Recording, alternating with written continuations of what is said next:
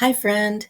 Welcome back to my channel, Empower Her After Divorce. This channel is dedicated to walking alongside you on your journey of rebuilding and rediscovering yourself after divorce. So, this week, we're going to dive into emotions, the emotions that you have, and ways to process and manage those emotions. Some of the emotions that you may experience are loss, regret, anger, disappointment, loneliness, and many other emotions. So, as you're learning about your emotions and the things you can do to manage and process those, let's look a little bit at what an emotion actually is. So, emotion is our personal inner work feelings about a situation or what we're going through at the time. Emotions are also clues of how we're thinking about a situation, the thoughts we're having, or the conversations we're having going on in our head. Some of the common triggers that you're going to experience during this difficult time are when you interact with possibly your ex-spouse, or you're in the supermarket and you see a loving couple walking hand in hand, and you just have these thoughts that come up that kind of throw you off, and the emotions become overwhelming at times, and you're not sure why at that point they just kind of come up on you. So what we're going to look at a little bit is what we can do to help us with those emotions. And I'll give you a kind of a 4-step process that can help you bring those emotions kind of back under control, or at least give yourself an opportunity to get yourself out of that specific spot and take yourself to a safe space to later process the emotion.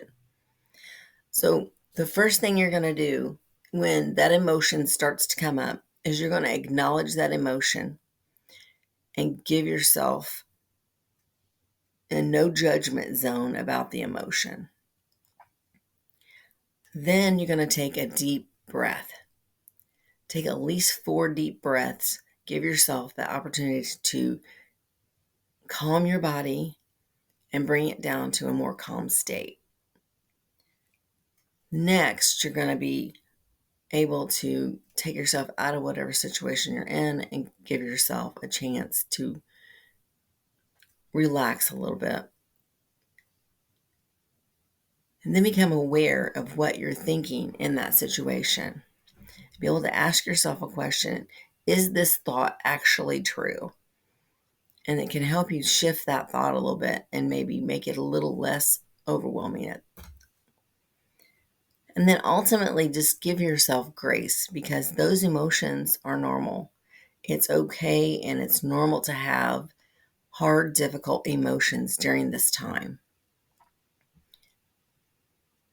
So we'll talk next about some other strategies you can use to start to process those emotions in a healthy way, so that you don't have to stay kind of stuck in those emotional feelings and not be able to move forward in that situation and any situation that comes up for you. So this first thing I'd like to share with you is journaling. So journaling can be an amazing tool that you can use throughout this whole divorce journey. Not only does it give you an opportunity to write down on paper the feelings that you're having and the emotions that come up, but it also gives you a chance just to write out whatever experience is going on for you. Taking that time with literally a pen and paper and writing out what you're feeling and how it has been affecting you and the things that you're worried about can give you the opportunity to connect those thoughts onto the page and release them out of your mind and help you feel much less overwhelmed. Because once you've put them on paper, it becomes more abstract. It's not in your head. It's not running through in the background. So that is a huge benefit, as well as the fact that a lot of things that you can put in your journal, you most generally aren't going to share with everybody. Some of the pains, some of the regrets, some of the hurt that you're feeling that you're afraid to express can be expressed in your journal. And that can help you to just get it out on paper. And you can choose to do whatever you want with your journal. After you've written it out, you can keep it there to reference later. Or if you don't want anyone ever to see it and you're concerned about that, then you can scribble it all out and kind of slash through whatever you've written. And that's perfectly okay too. This is your journal. You can do with it however you choose. You could rip out the page and burn it if you want. However you want to process those emotions in your journal is your space to be safe and share and do whatever you want with it. I always like to be able to keep my journal entries so that I can reference back to them later after I've had a chance to calm down and really kind of look at the thoughts that I was having and see if it's something that I need to look at, because the thoughts that we're having affect how we feel emotionally, whether it's I'll never experience love again or I'll never get through this. If you're able to look at that emotion or those thoughts, those thoughts that you're having and start to disprove those thoughts, then it's a little easier to start to release some of those emotions that you're experiencing. So the next tool we're going to look at is prayer. So no matter whether you have a faith in your life or not, prayer can be an amazing tool to help you verbally express what you're feeling. Being able to say how your experience out loud and be able to express it can truly be a powerful way for you to get those emotions out of your body and all those different thoughts and feelings that you're having. And if you don't want to look at it as prayer, you can always look at it as an internal conversation with yourself or a verbal conversation with yourself to help you express and say what it is that's going on in your body and what you're feeling at the time. So, and then let yourself feel it and express it. So just find a safe space for you, whether that's in the safety of your room or the safety of your car or wherever you feel like you're able to verbally express yourself, even if it's in the shower with the water running, whatever it takes for you. And then just express what you're feeling. Let it all out. Know that it's okay to express some of the anger and disappointment and even the loneliness. And those things are good for you to have the opportunity to feel heard. So the next thing is distraction.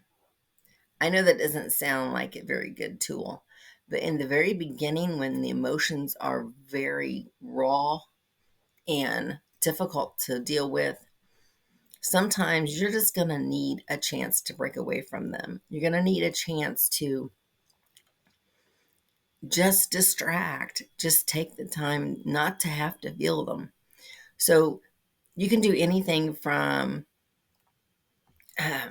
reading a good book or listening to some amazing music that keeps your mind off of the experience.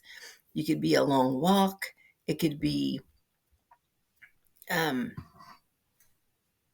playing outside in nature, spending time with your kids, whatever things help you take your mind off of all the emotions that you're experiencing. It's perfectly okay to do that as well. Understand that it's not going to be the long-term fix for the situation, but it can be a short-term relief from all the overwhelm. Now let's look at movement. Sometimes being able to just get out and move your body can help you release some of the tension and overwhelm that you're experiencing. Whether that's going for a long walk, a run, just dancing in the kitchen to some amazing music that you love, or whatever thing that you enjoy that helps you move your body. That helps break down some of the tension that you're feeling in your body, and it gives you a sense of kind of power and release. So think of the things that you enjoy doing that it consists of you moving your body, and just jot them down on a piece of paper, and then start creating just little gaps of time in your schedule where you can incorporate some kind of movement into your day. And that can be a huge benefit to you. Next, let's look at mindfulness and meditation. So when I thought about trying mindfulness or meditation, I thought it had to be this big, huge ordeal of being quiet and sitting in the bed or on a specific pillow or some kind of thing. But then when I really started to research or look into it more, it's just more about being present in the moment instead of having to make this big, huge thing. Of course, you could choose to have a mindfulness or meditation practice where you do have the pillow and you're sitting down and you're breathing and you're doing all the stuff. But ultimately, it's all about being present in the moment, being able to connect with yourself and find out what it is that feels good for you. So take time to kind of incorporate a little bit of that into your day as well. It would be amazing for you if that's what feels good for you. If right now that doesn't feel good for you, then come back to that later after you've had a chance to get a little further along and you want that in your day. So let me take a second and we'll recap a little bit about what we covered. We covered how to stall or get yourself under control with emotions by acknowledging the feeling and not judging it. And then take a deep breath, about 4 of them, to calm yourself down. And then become aware of what it is you're thinking. And then also looking at giving yourself grace. Then we looked at some tools that you can use to start to process your emotions, such as journaling, prayer, distractions, and movement. So I hope that this has been beneficial to you in some small way.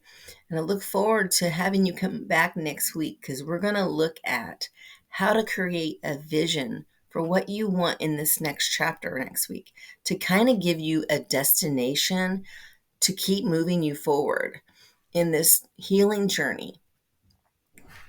So I thank you so much for taking the time to spend a little bit of time with me because your time is precious. And I look forward to seeing you next week. I'm sending you so much love. You got this. Debbie Forth Wigley. Bye.